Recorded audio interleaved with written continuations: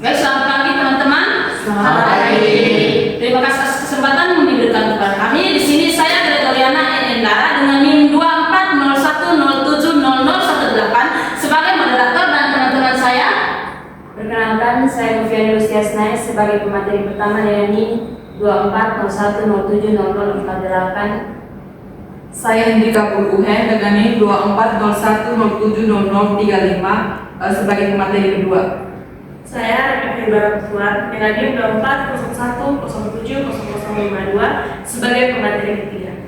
Dan saya Gini Ellen Ramone dengan NIM 2401070033 sebagai pemateri keempat. Baik, berdirinya kami di sini, kami akan menjelaskan mengenai hak asasi manusia. Jadi, hak asasi manusia atau HAM merupakan hak dasar yang melekat pada setiap individu dan dijamin oleh negara melalui berbagai regulasi seperti Undang-Undang Dasar 1945 dan Undang-Undang Nomor 39 Tahun 1999. Meskipun instrumen hukumnya kuat, berbagai bentuk pelanggaran HAM, baik yang berat seperti kejahatan terhadap kemanusiaan maupun yang ringan seperti diskriminasi dan perundungan masih sering terjadi dalam kehidupan sehari-hari. Kondisi ini menunjukkan perlunya peningkatan pemahaman dan kesadaran masyarakat mengenai pentingnya penghormatan terhadap HAM. Generasi muda memiliki peran strategis sebagai agen perubahan dalam menjaga dan menegakkan nilai-nilai kemanusiaan melalui edukasi, sikap kritis, serta keterlibatan sosial. Oleh karena itu, pembahasan mengenai konsep HAM, dasar hukum, bentuk pelanggaran, dan peran generasi muda menjadi penting untuk memperkuat budaya dan menghormati hak setiap manusia. Baik, kesempatan berikutnya saya berikan kepada teman-teman pemateri untuk menjelaskan lebih lengkap.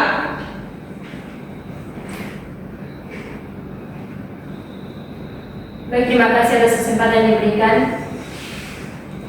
Saya akan menjelaskan yang pertama konsep dari hak asasi manusia.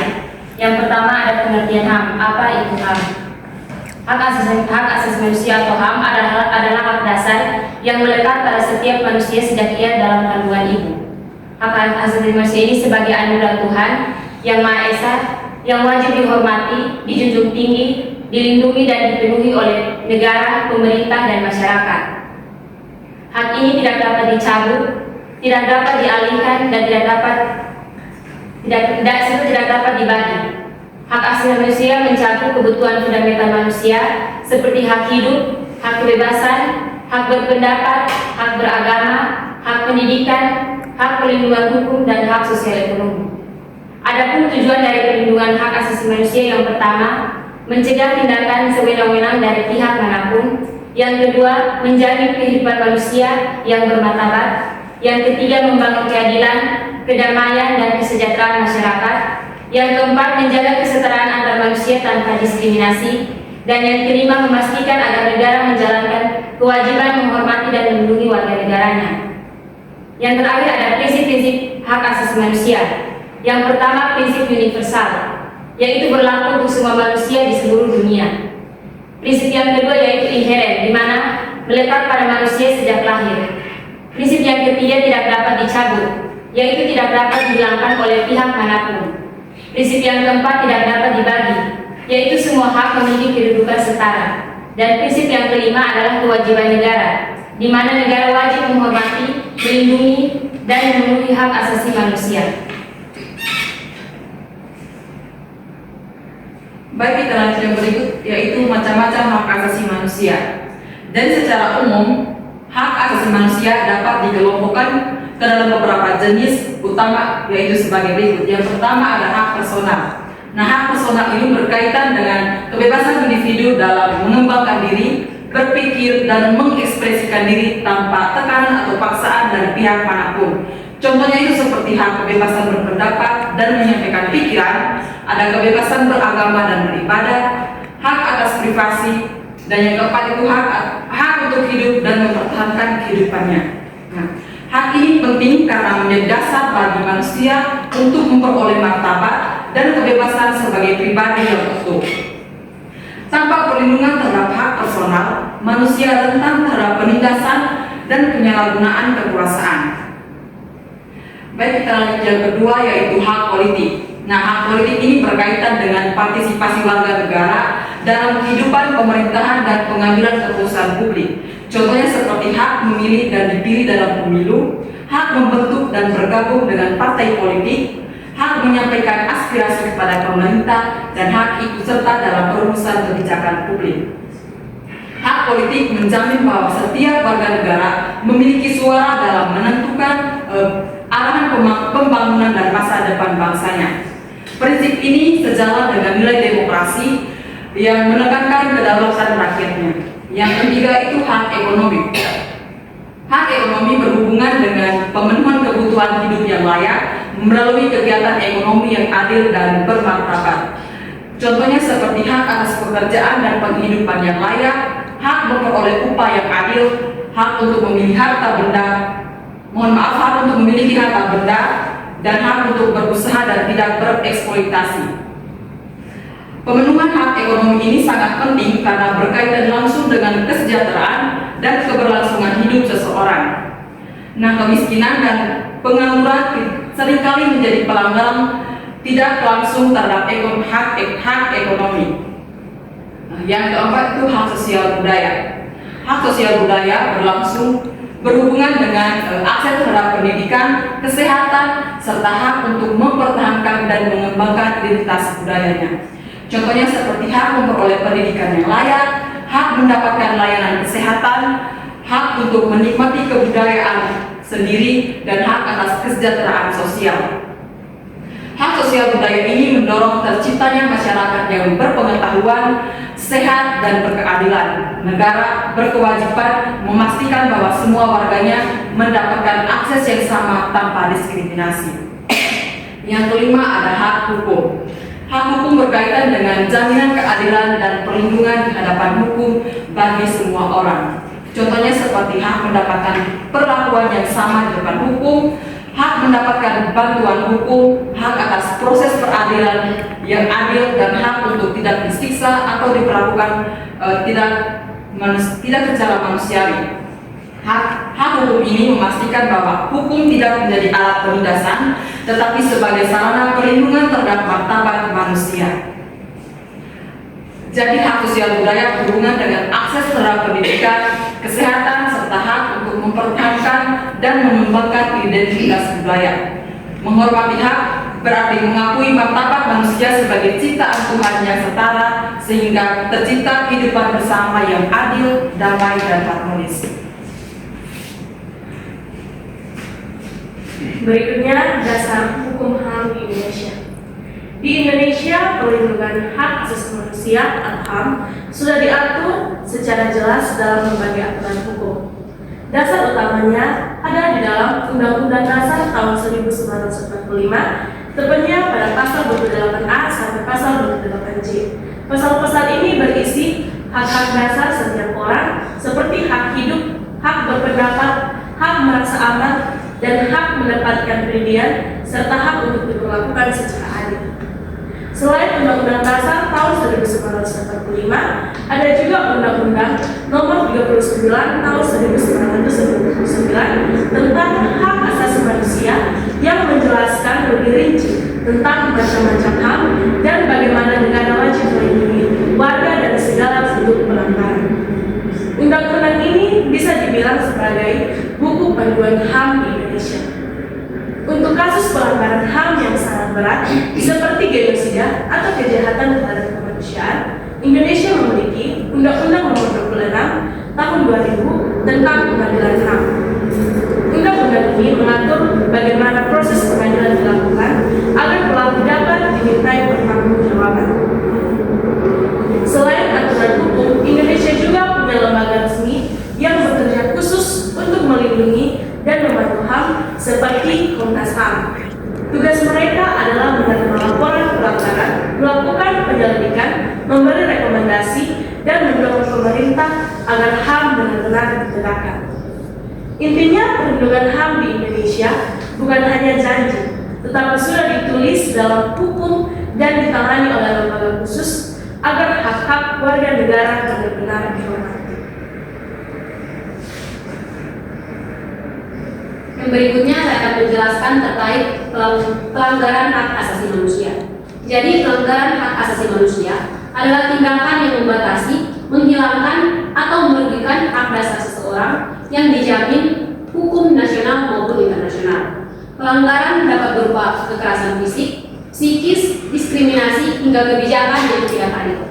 Yang pertama ada klasifikasi pelanggaran hak asasi manusia, yaitu terdiri dari pelanggaran HAM berat, di mana tindakannya berupa tindakan yang sistematis, terencana dan meluas yang menimbulkan korban massal dan biasanya melibatkan negara atau pihak berkuasa. Contohnya genosida, pembunuhan massal, penyiksaan, penghilangan paksa, dan juga pemerkosaan dalam konflik. Hal ini diatur dalam dasar hukum Undang-Undang Nomor 26 Tahun 2000. Dan yang kedua ada pelanggaran HAM ringan, di mana tindakan individual yang bersifat sporadis namun merugikan martabat manusia. Contohnya diskriminasi, perundungan atau bullying, kekerasan verbal, dan ujaran kebencian.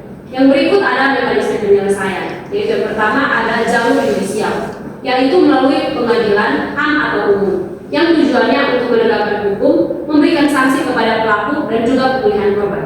Yang kedua ada non-yudisial, yaitu rekonsiliasi melalui Komnas HAM atau Komisi Kebenaran. Hal ini berfokus pada penyembuhan sosial dan mengungkapkan kebenaran. Dan yang ketiga ada restoratif justice, yaitu pendekatan pemulihan untuk kasus ringan yang melibatkan korban, pelaku, dan masyarakat untuk memperbaiki hubungan dan juga kemudian. Dan yang keempat ada dampak pelanggaran HAM.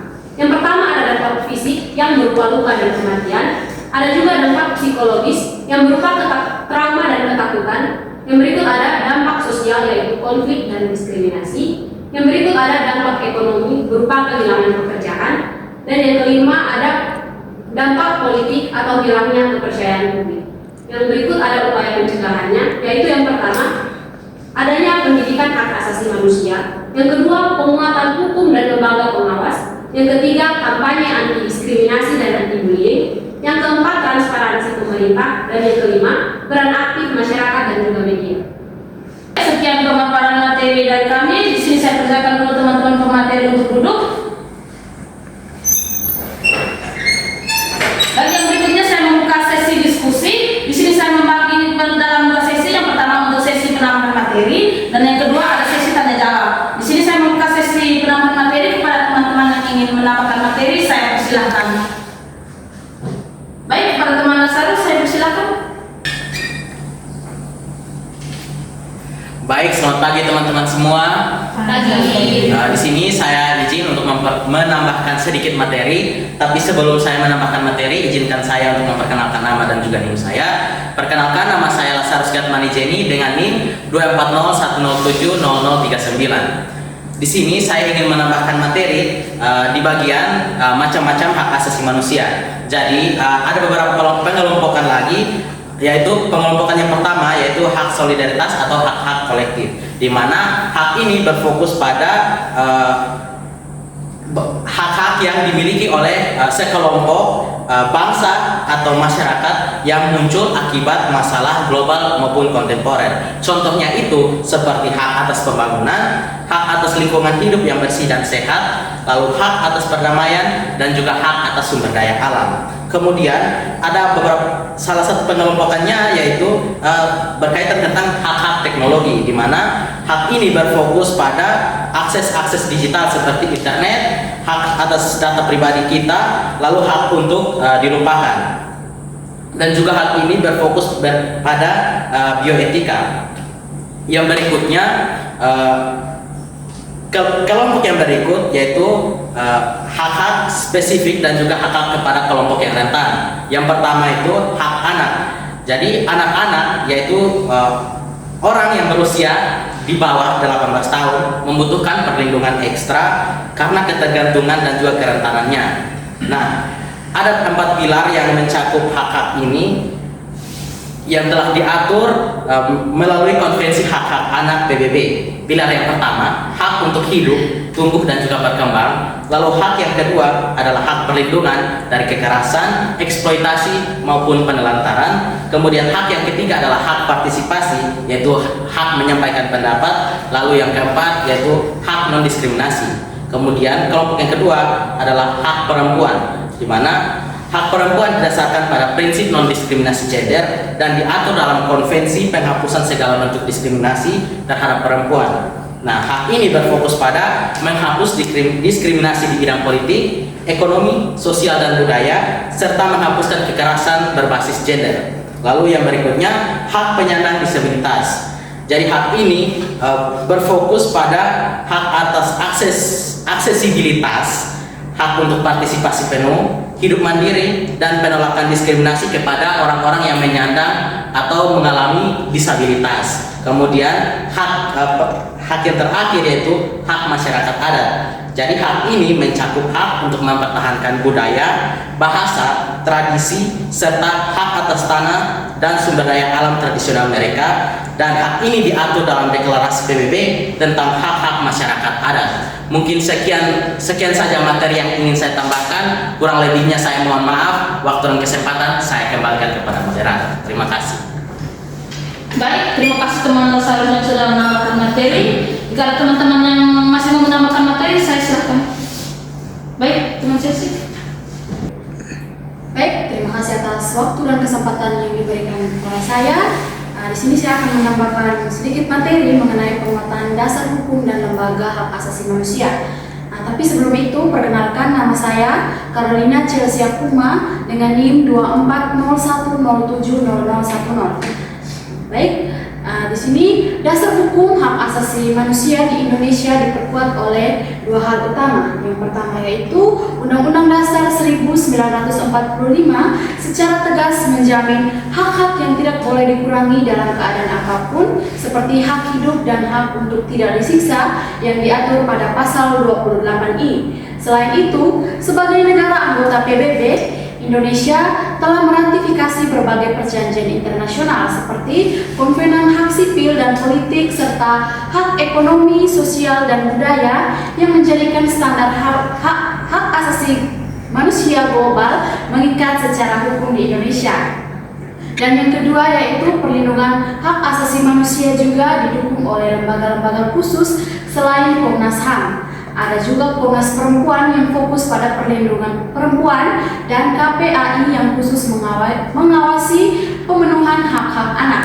Adanya hukum yang kuat dan lembaga yang spesialis menunjukkan komitmen Indonesia untuk menjamin setiap hak warga negara. Dan secara singkat, dasar hukum hak asasi manusia di Indonesia sangat kokoh, di mana dimulai dari Undang-Undang 1945 dan juga Undang-Undang Hak Asasi Manusia hingga pengesahan perjanjian internasional, semua menjamin hak warga negara. Jaminan ini diawasi oleh lembaga-lembaga khusus seperti Komnas HAM dan KPAI. Kesimpulannya, perlindungan hak asasi manusia di Indonesia sudah tertulis dalam hukum dan ditangani oleh lembaga resmi, membuktikan komitmen negara untuk menghormati hak setiap orang. Sekian dari saya, terima kasih. Baik, terima kasih teman Chelsea yang sudah menambahkan materi. Jika ada yang masih ingin menambahkan materi, saya persilakan. Baik, terima kasih moderator. Di sini saya ingin menambahkan sedikit tentang pelanggaran HAM. Namun sebelum itu, perkenalkan saya Novia Fatin dengan NIM 2401070047. Di sini tentang pelanggaran hak asasi manusia. Selain bentuk, penyebab pelanggaran hak asasi manusia juga perlu dipahami agar pencegahannya dapat dilakukan secara lebih efektif. Pelanggaran hak asasi manusia sering muncul karena faktor struktural seperti lemahnya penegakan hukum, korupsi, penyalahgunaan kekuasaan, serta budaya impunitas yang membuat pelaku tidak jerah.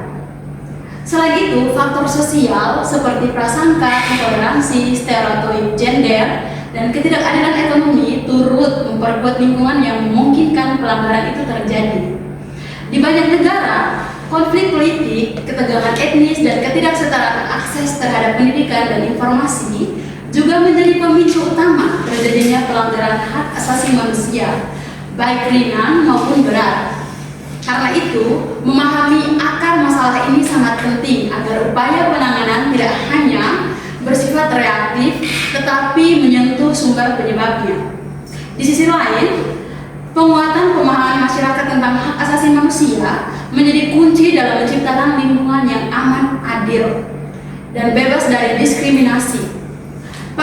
Partisipasi masyarakat sipil, jurnalisme investigatif, dan pemantauan independen sangat berperan dalam membuka kasus-kasus pelanggaran yang selama ini tersembunyi. Penggunaan teknologi juga dapat menjadi alat penting untuk mendokumentasikan pelanggaran, menyebarkan informasi secara cepat, serta memberikan ruang bagi korban untuk bersuara. Namun, ini harus diimbangi dengan literasi digital agar tidak menimbulkan pelanggaran baru seperti penyebaran data sensitif atau fitnah, dan membangun budaya yang menghormati martabat manusia, memperkuat regulasi dan memastikan negara itu bertanggung jawab atas pelanggaran hak asasi manusia dapat diminimalkan dan hak-hak setiap warga negara itu terpenuhi. Sekian yang dapat saya sampaikan. Saya kembalikan kepada moderator. Baik, terima kasih kepada teman-teman yang sudah menambahkan materi. Saya menutup sesi penambahan materi di sini. Saya akan membuka sesi tanya jawab kepada teman-teman yang ingin bertanya. Saya persilakan. Baik, kepada teman Boy, saya persilakan. Baik, terima kasih atas waktu dan kesempatan yang diberikan kepada saya. Jadi di sini saya akan bertanya, tapi sebelumnya izinkan saya untuk memperkenalkan diri. Jadi perkenalkan, nama saya Firly Wibawa dengan NIM 2401070086. Jadi di sini pertanyaannya, apakah ada sanksi bagi sekolah yang gagal menangani kasus perundungan dengan benar? Coba teman-teman menjelaskan. Terima kasih. Baik, terima kasih teman Boy yang sudah bertanya. Pada teman yang masih ingin bertanya, saya persilakan. Baik, teman Tian, saya persilakan.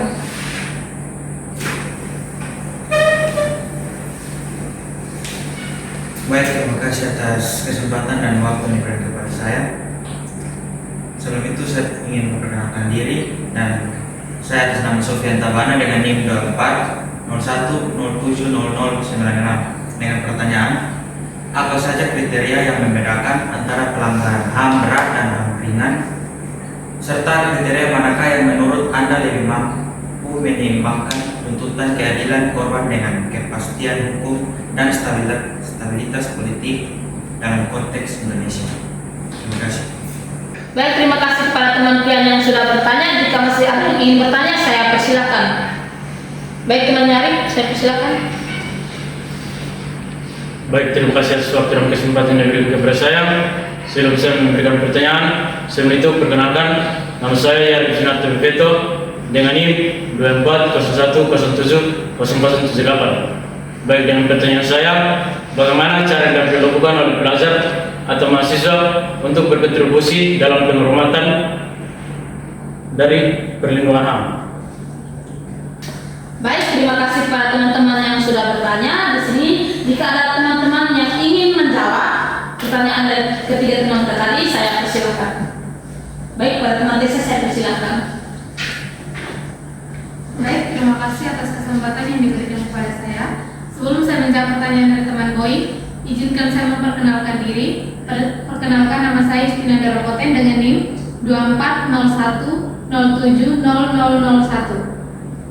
Baik, saya akan menjawab pertanyaan dari teman Boy dengan pertanyaan, apakah ada sanksi bagi sekolah yang gagal menangani kasus perundungan dengan benar?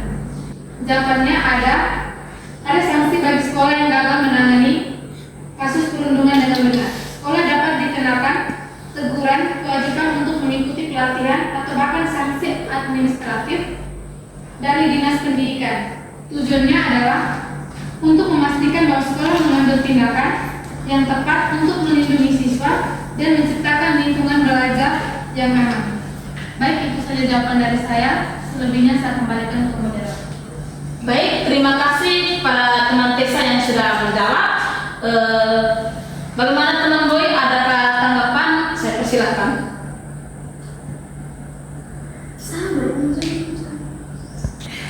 Satu, dua, tiga. Baik, terima kasih atas jawaban yang diberikan oleh Teman Desa. Dari sini saya menyimpulkan bahwa jadi sekolah memiliki tanggung jawab yang besar dalam menangani kasus perundungan. Nah, di sini jika sekolah gagal menangani kasus kewajiban tersebut, maka sekolah dapat diberikan berbagai sanksi, mulai dari teguran, kewajiban mengikuti pelatihan hingga sanksi administratif dari dinas pendidikan. Terima kasih. Waktu selanjutnya saya berikan kembali kepada moderator. Baik, terima kasih. Jika masih ada yang ingin menjawab pertanyaan, saya persilakan. Baik, teman saya persilakan.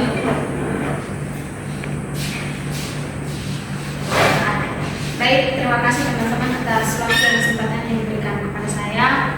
Di sini saya akan menjawab pertanyaan dari teman Kian dengan pertanyaan, apa saja kriteria yang membedakan antara pelanggaran HAM berat dan pelanggaran HAM ringan, serta kriteria manakah yang menurut Anda lebih mampu menyeimbangkan kebutuhan keadilan korban dengan kepastian hukum dan stabilitas politik dalam konteks Indonesia.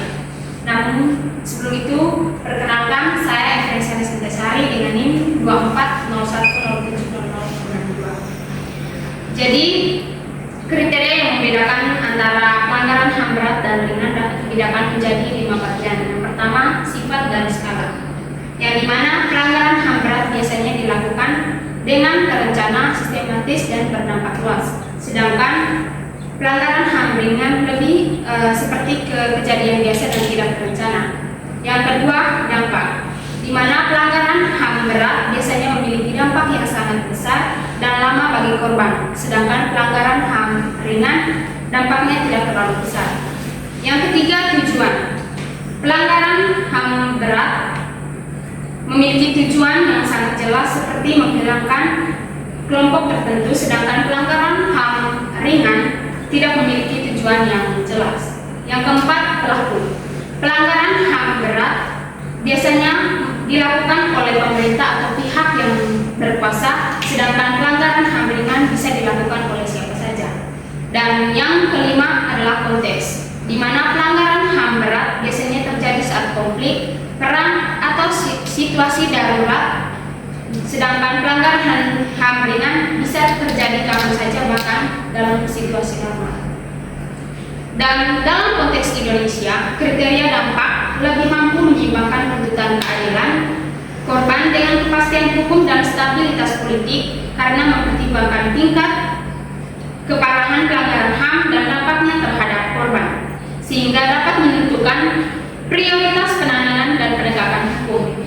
Namun, kriteria skala juga penting untuk mengidentifikasikan pola-pola pelanggaran HAM sistematis. Sekian dari saya, terima kasih.